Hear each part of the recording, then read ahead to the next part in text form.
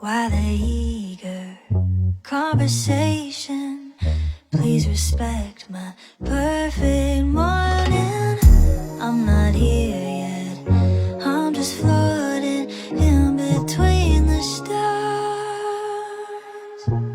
Did you see the sky last night?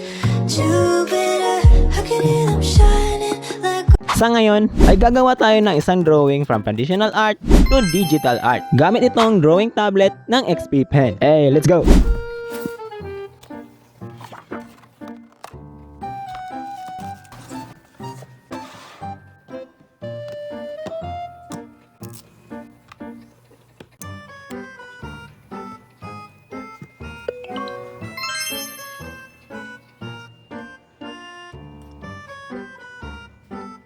So una ay kinuhaan ko muna ng picture yung drawing natin sa notebook. Ang napili ko pala ay itong statue of God ng solo leveling. Pagkatapos ay inilayer ko lang pala yung picture natin kanina at binabaan ko lang yung capacity nito. So magagamit natin ito guys para madali natin matrace ang reference natin. So itininace ko lang yung mga outline dito guys, yung mga dark area, tapos yung mga importante na parte ng drawing natin. Pagkatapos ng ilang minuto ay natapos ko na din. So proceed na tayo sa exciting part. So dinilit ko lang pala yung in-overlay natin na picture kanina at sinimulan ko na agad yung pagkulay. So to be honest, ay baguhan pa lang talaga ako sa pag-digital art. So wala pa talaga akong alam sa mga tools o ano pa yung shortcut niya na yan.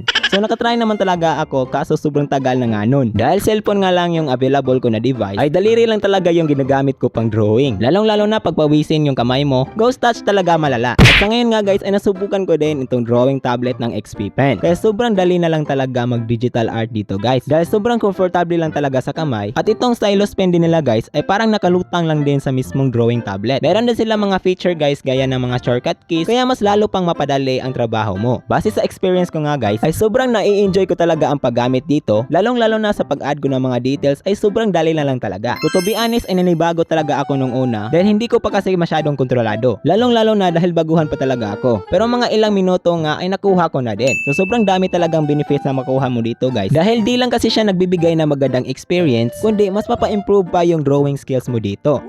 So may nagtatanong nga sa unang video natin guys kung paano daw malalaman kung saan susulat pag hinago na natin. Meron pala yung arrow guys, tingnan nyo naman sa screen. So kung ano yung direction ng stylus pen ko ay susunod lang din yan. So ano yung tawag dyan? Indicator. So gumagana pala ito sa cellphone, tablet, computer, at sa laptop. So malapit na pala siya matapos guys do. Boom!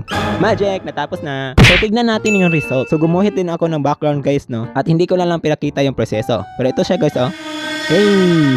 Maganda ba? So here's the result sa paggamit natin ng drawing tablet ng XP Pen. Hey!